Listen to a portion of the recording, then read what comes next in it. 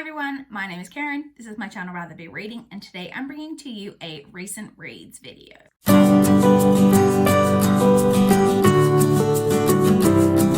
So it has been about 3 weeks since I last filmed a recent reads video, but we are still playing catch up from my time away from the channel. So this is going to have 4 weeks worth of books in it, and we're going to be talking about the period from the 3rd of April through the 30th of April. So it's basically an April wrap up. Basically. And in that time period, I read a total of 15 books. So let's jump straight in and talk about them. So the first book that I completed during that period was The Essence of Malice by Ashley Weaver. This is the... I should have looked it up because now I can't remember what number. I want to say 4th, but I'll put it on the screen if I'm wrong. Book in the Amory Ames series. This is a series of kind of cozy mysteries, but they're much more...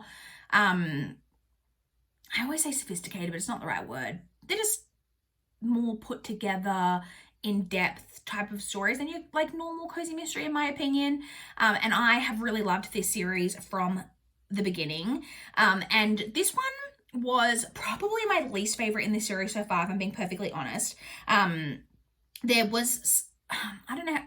can't really say much without spoiling it. There were some elements added in that aren't my favorite elements in a mystery. And then there was one thing that was put into the plot that I thought was really like out there and weird.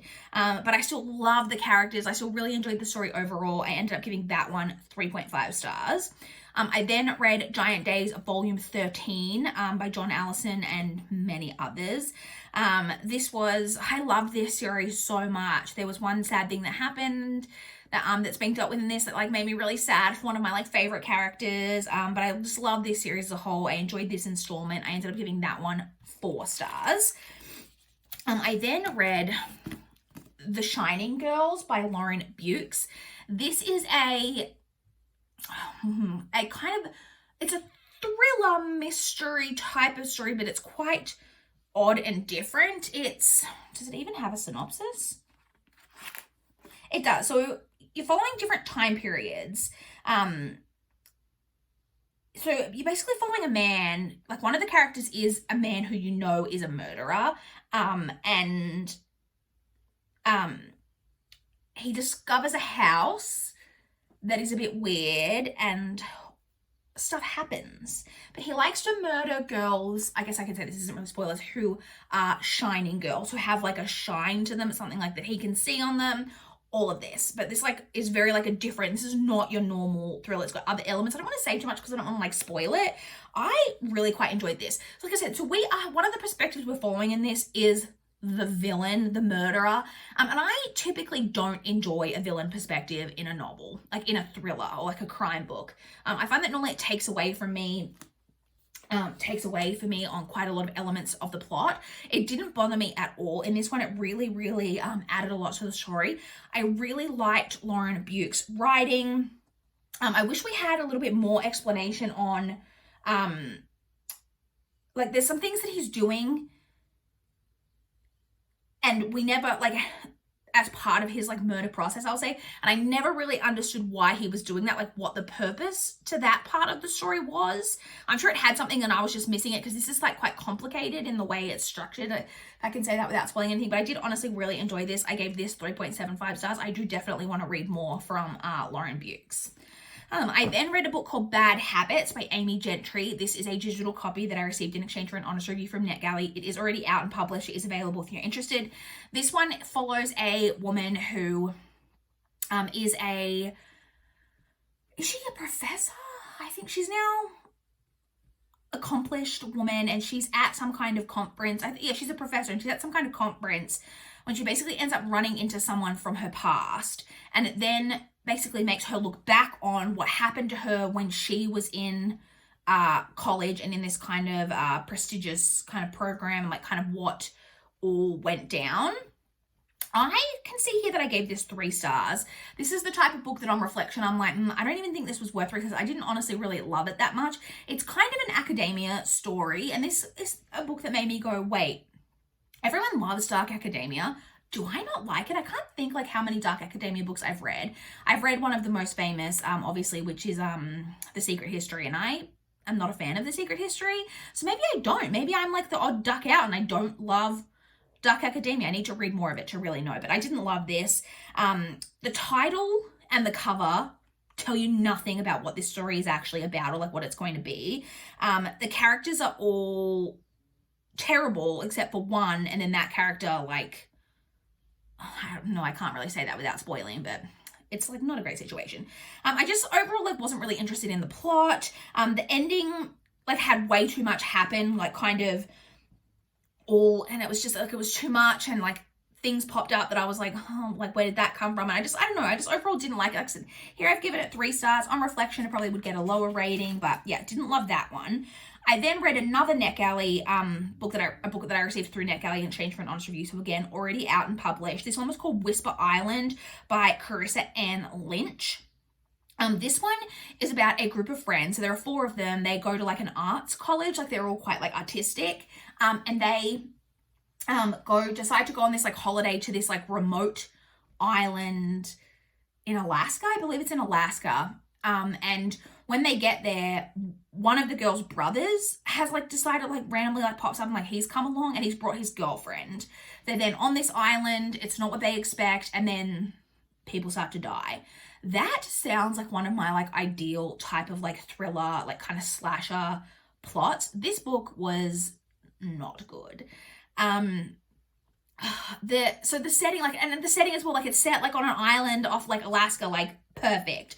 The writing was not very good. The characters had no depth whatsoever. I didn't care about any of the characters. Like, I feel like, especially like in a slasher, like there's a reason that the final girl trope is like such a thing. It's because it gives you a character to follow and root for. There's a character that you want to make it to the end. You want her to win. You want her to like defeat the villains. There was nothing like that in this book. It was also like really obvious, like who the culprit was. It's also one of those books where the characters make like some truly like stupid decisions, like beyond stupid decisions, like things that you just like, no reasonable human is doing that in this situation, which is like really, really frustrating. Also, the chapters are really, really short, which is great, and it jumps around between different perspectives, but there's no real distinction between those perspectives. You just kind of jump around, and it was very like confusing as to like who I was reading at different points. Overall, this book was just a bit of a miss for me. Like I said, I gave it, I don't know if I said like I said, and I don't think I actually said it. I gave this 2.5 stars. The next book that I read was Lullaby by Layla Samani. This was my TBR teacup pick for, I think it must have been for March, and then I finally read it in April. So this is a like quite short little book. How many pages is this? 200. So basically following a story about so this is translated work as well. I should tell you who does this have the translator? So it was translated from French by Sam Taylor. So we're basically following a nanny who gets involved with this family, and we know from the beginning that the children are dead. I guess I'll say that. And so we basically go back to like when she first gets this job with this family and all the events leading up to like what happened. So this, I had mixed feelings about. At the beginning, I was quite enjoying it. It is very kind of a dense story in a way. The writing's quite nice, but it's very narrative heavy. Like there's very little dialogue. It's also quite a slow story to like unfold. Like for something so short, it is like quite a like slow story. I don't think like the way that plot is described makes you think that this is going to be like quite thrilling and like action-packed. That's really not what it is. I did think there was some interesting commentary kind of in here on nannies and, you know, how the issue, not like issue is not the right word, but the way that nannies can in some ways become more of a parent to children than the actual parents. They spend more time with them. They see the children grow. They take care of their basic day-to-day needs, and like the way that can cause issues for the children in like reaching the kind of bond with parents that maybe with the parents themselves that is necessary, with the parents feeling jealous of that, like all of that type of thing. And also we'll say that the book went from like 0 to 100 real quick because the story is very slow to unfold, but it's not that long. So then you kind of get to the end and you're kind of like, okay, like we need to like get to like what happened. Like we know these kids are dead. Like what's the go? And you get that part of the book in like just kind of bam, it's all like happening. And especially like with the like character as well. There's supposed to be like this kind of slow unraveling, which it was like so slow, but then it went from like we slowly got to this point, and then we went from this point to this point, like at the drop of a hat. And I don't know, it just, overall, it was just okay. I kind of liked it in some ways, but didn't like it in others. In the end, I rated this 2.75 stars. I then read a book called What Have You Done by Matthew Farrell. This is kind of crime fiction. We're following a guy, so it's actually got a couple of different perspectives, but the main character, I would say, is a guy who is a crime scene investigator. His brother is a cop. He's a crime scene investigator. He turns up to a crime scene one day and realizes that the person who has been murdered is a woman that he was having an affair with. He then starts to realize that he is being framed for this crime. And so, well, he thinks he's being framed, but it's very much like kind of unreliable narrator of, is he being framed? Did he actually do this? He starts to like involve his brother to try help him to like cover up the clues that are leading to him, because he's saying he's been framed. Has he been framed? Did he do it? All of that. A lot of the writing in this, like, so this book I enjoyed for the most part, but the writing was, I don't know how to explain it, almost like over the top, like in that the dialogue was like overly earnest. Like every conversation that these like characters had was so over the top. Like they would express themselves in ways that I just felt disingenuous. It just doesn't feel like how people talk. Like there are a lot of, it was like watching like the type of conversations that happen in like sitcoms or like television shows where, you know, they have these really earnest conversations with each other. It was just like that repeatedly, and it just like didn't feel totally realistic. All of the twists in the mystery to me were really obvious. Like I could see exactly where this was going, but it was like fun, fast paced, overall fairly enjoyable. I gave that 3.25 stars. I then read a standalone graphic novel called Bury the Lead, which is written by Gabby Dunn. Claire Rowe, I believe, is the illustrator off the top of my head.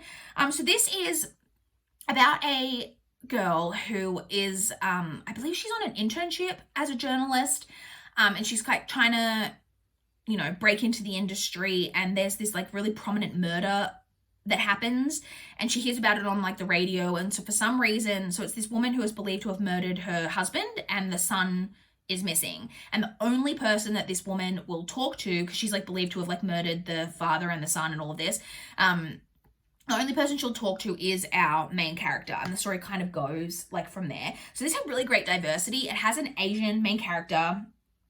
She is bisexual. There is female sex like on page in the graphic novel, so it was like quite diverse.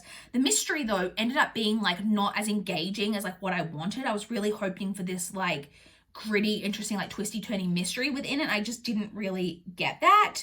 I think they tried to turn too much story into like this single graphic novel, because I feel like there's this thing with graphic novels that it's either got to be like a standalone single graphic novel, or it's got to be this long series. You don't really see, or at least I haven't seen too many graphic novel series. This is like a trilogy of graphic novels, or like a duology. And I feel like this top story might have been like better off being kind of spaced out over like 2 or 3 volumes.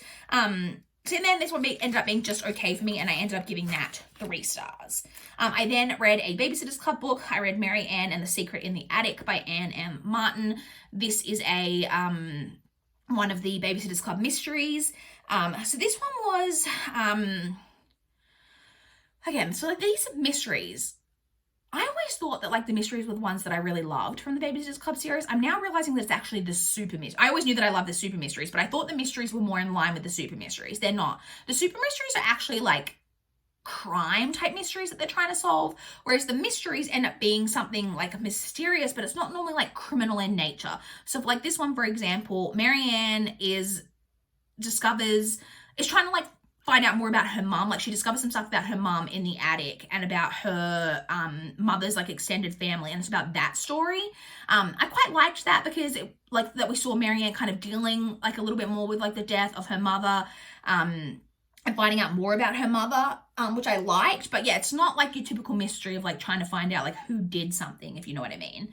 But it was okay. I ended up giving that 3.5 stars. I then read Attachments by Rainbow Rowell. This is Rainbow Rowell's one of her, I think this might have been her debut. No, maybe that's wrong. Maybe Eleanor and Park was her debut. No, I think Attachments was her debut. Anyway, this is her like adult contemporary kind of romance. It's set in the 90s. It's 1999. We're going to party like it's 1999. And we're following a character named Lincoln, who is basically hired by, I believe it's a newspaper. Yeah, it's a newspaper. And he's like the internet security guy. So like internet is quite a new thing in the in 99. And so they have like monitors on, he does a lot of stuff, but one of the things that he does is he checks the like email like filter. So like a lot of emails, you know, most workplaces like might get filtered out if they have certain words that have been flagged, that type of thing. And he has to filter through those emails and like check, you know, that there's nothing untoward going on and report it if there is. There are these two women who work at the newspaper, Beth and Jennifer, who write emails back and forth to each other all day, every day, and their emails are constantly being flagged. And he never reports them because there's nothing, they're not really doing anything like overly wrong, and he really enjoys reading their emails. As time goes on, he starts to feel like he is developing feelings for one of the women who writes these emails. So you get Lincoln's perspective, and then you only really get the female perspective through her emails that she's sending to her best friend. So you kind of get it that way. I loved Lincoln as a main character. I found him very, very relatable. He is really like struggling to like be an adult, which like relatable. He has finished college after like years and years of kind of like, I think he's being like kind of a perpetual student. He doesn't know what to do with himself, so he just kind of kept studying something else. But he's finally finished with that. I mean, he's got a job, doesn't really know if this is a job that he wants to do. He's just kind of fallen into it and he's doing it. Doesn't really know if he likes it. He's still living at home with his mother, which he knows is like not cool, but at the same time, it's like convenient, and his mom cooks for him. But he's like, you know, does that stop me from being an adult? All of those types of things. It was just like very relatable material. I would have liked this better. Oh no, that's probably spoilery to say.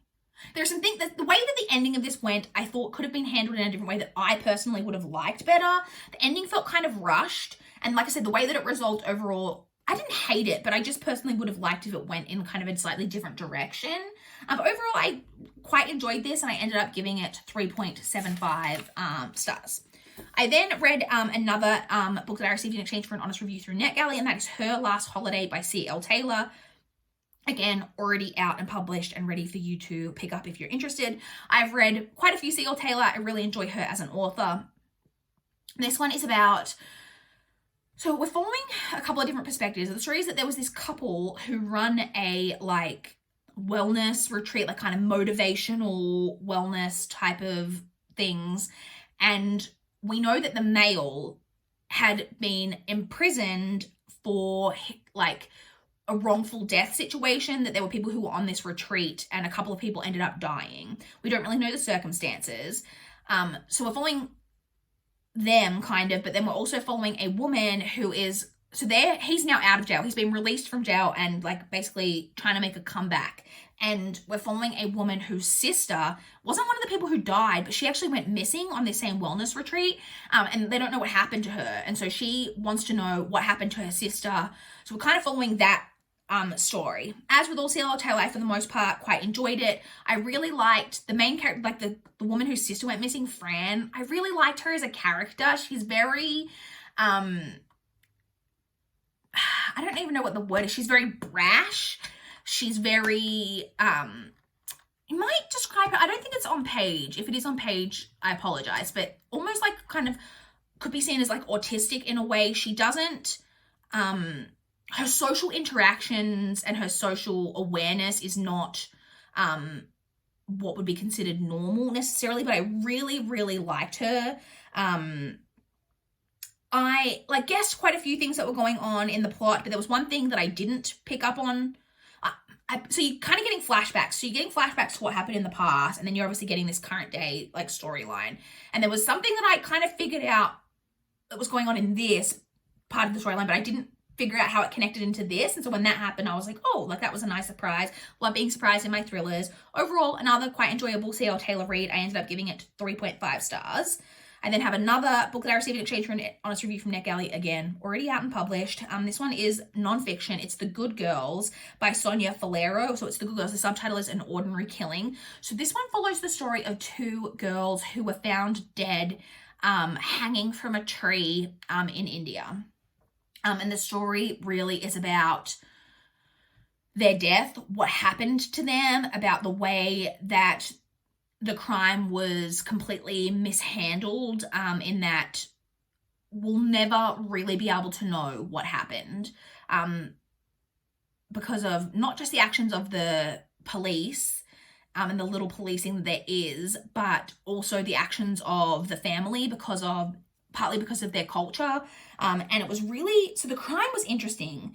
And like, it was interesting to see, like, there's a lot of stuff in here about how it affected, or like what was going on in India at this time, with it being such kind of like a horrific crime against women, and against young girls, but then set in a culture, well, not set, happening in a culture where women are still very much considered lesser for the most part. They aren't, they don't get the same educational opportunities. They aren't allowed the same freedoms as men. And then like kind of juxtaposing that with living in that world and then being outraged when a crime like this happens to women, but in a culture where it's kind of accepted that women are less, if you know what I'm saying. So that part of it was really interesting. I think the book was quite dry. It really got bogged down in like a lot of the like kind of details. It really like showed how the only reason any of this ever we even know as much as we do is because the media kind of really picked up on this case and really pushed it through. But so no one really knows what happened, except maybe the person maybe who did something, if they did something, because the people involved changed, including their family members, changed their stories constantly. So a lot of this book is just the character saying, well, then they said this, and then they changed it and said this, but then they went back and changed it to this, and then they said this instead, and then they said this. And it really did get kind of quite tedious to read in parts. It really got bogged down in some kind of statistics about crime and all that, and got a little bit dry. But it was like an interesting, like, overall, and in the end I gave that 3 stars. I then read Bitter Greens by Kate Forsyth. This is a chunky book. This is, how do I describe this? So this is historical. It's got some like magical elements. It is part Rapunzel retelling, but it's told very much kind of as, so there's cat hair floating around, a story within a story within a story. So the main story we're kind of following at the beginning is a woman who, what year is it? It's during the reign of Louis XIV, and she's basically been exiled to a nunnery. Oops, sorry, just knocked the table. She's been exiled to a nunnery. And we're getting her story, but she meets kind of a fellow nun who starts telling her a story. And so we've got her story, we've got the story she's hearing, and then kind of within that story, there are some kind of things. So it sounds kind of very confusing and convoluted. It wasn't, for the most part, it sounds like harder to follow than what it was. I really quite enjoyed the Rapunzel like story of it, the way it was retold. It was a really interesting spin on like a fairy tale that I quite enjoyed. I will say trigger warnings in this for rape. Definite trigger warning for that. I thought the villain, excellent. It is like a female villain. I don't think that's a spoiler to say that. Excellent, well done. I enjoyed this a lot more than what I expected. I don't know why, because this is like a random book that I kind of have heard of this author in the past. I want to say she's Australian, but did I just make that up? No, she is. She's Australian. Wait, no. Is she? I just saw the word Australia and then is she? It just talks about her as an author. Where's her, like, does it talk about her as her life? Who is Kate Forsyth? Is she Australian? I want to say she's Australian. I'm pretty sure she's Australian. If I've made that up, I apologize, but I think she's Australian. So I've kind of heard of her. When I remember picking this up secondhand and being like, oh, I've wanted to read something by her for ages, but I didn't really know anything about it. And then when I picked it up, I was like, oh, am I actually really going to like this? I don't know. It's really chunky. I don't know. It kind of gets off to a slow start, but I ended up like really honestly enjoying it. I would pick up more from Kate Forsyth. Like I said, I gave this 3.75 stars. I then read Atonement by Ian McEwan. This is one of the books that I needed to read for my goals this year. And I have previously seen the movie adaptation of Atonement. I saw it like a long time ago. I feel like maybe, and I don't remember, I don't remember disliking it, but I don't remember overly loving the movie either. But I feel like I was maybe not mature enough to really grasp a lot of what is going on in this story. The main thing that stuck with me from the movie is that dress of Keira Knightley's. I'll put a picture of the dress here. Like, it's gorgeous. And so this is basically following, so this is a story about guilt. It's basically what it's about. We're following, we're following a character named Bryony, who when she was a young girl, living in England, around the time of the Second World War, maybe just a little bit before, her family is like quite, like a fairly like affluent family, and she does something, tells something that isn't necessarily true, although she believes it to be true in her own mind. Like, she's not necessarily lying. She's interpreting something some way, but she knows that that interpretation is not necessarily like correct. But once she's like put something out there, she then starts to like kind of believe herself in a way. And it's about the way that that lie, if you can call it that, affects her and the people that that lie like directly affects, like how it affects their lives over the next however long, like several years, but her basically for her life, how living with the guilt of what she's done, like, because it's not, I mean, it is about that, but that's like kind of almost a small part of the story, because you're getting the story, you're getting like what happened, what she said, what happened leading up to it, like what actually happened, like what she said, like what she interpreted, and like what she said, and then like what happened to these people because of what she said. You're getting that whole story, but then also like about like her and like how she went on and like what happened, like living with it. The ending, I think, is perfect for what this story is. And I feel like that's one of the things I didn't appreciate about this story when I saw the movie of it. I think I was like, oh, like I wanted it to be more like traditionally like happy kind of ending. And that's not kind of what you get from this story. That's not a spoiler. I'm not like saying like what happens in the ending. It's just not the type of book where it's like, and then everybody lived happily ever after. That's not the type of story that this is. And I think I wanted that from the story when I saw the movie. But like now, as a more mature 32-year-old, almost 33-year-old, I could really appreciate like what this book was trying to do. I also really did like Ian McEwan's writing for the most part. It also has a lot in there about like kind of our preconceived notions. So like I said, what she's saying isn't necessarily like a lie, but how about ideas that she's got in her mind and about preconceived things that she thinks can then change the way that each of us as individuals can interpret something that happens. Yeah. A+. Really looking forward to, I gave it 4 stars. Like I really did enjoy it. I really want to rewatch the movie now. I want to say more about the ending, but like I don't want to spoil what happened, but I thought the ending was great. And yeah, I gave that 4 stars. I believe that was my favorite book that I read in April. And then the final book that I have to talk about in this video, because I apologize, this video has been really, really long. I apologize for that. The final book that I read was Amity and Sorrow by Peggy Riley. This is another one that I had to read for one of my goals. And I was excited for this because this is kind of a cult story, but whew, boy, was I disappointed.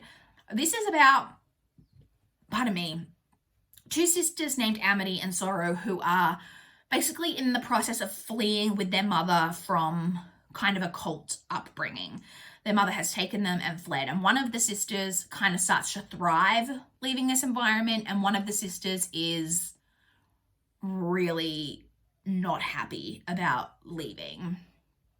This has some incredibly dark subject matter. I don't think this is a spoiler to say because it happens really early on. You basically realize really early on that the older sister Sorrow is pregnant by the father and miscarries that baby right like near the beginning. So really dark, tragic subject matter. But this book was so incredibly dull. How do you take a storyline like that and make it boring? I don't know, but this author managed it.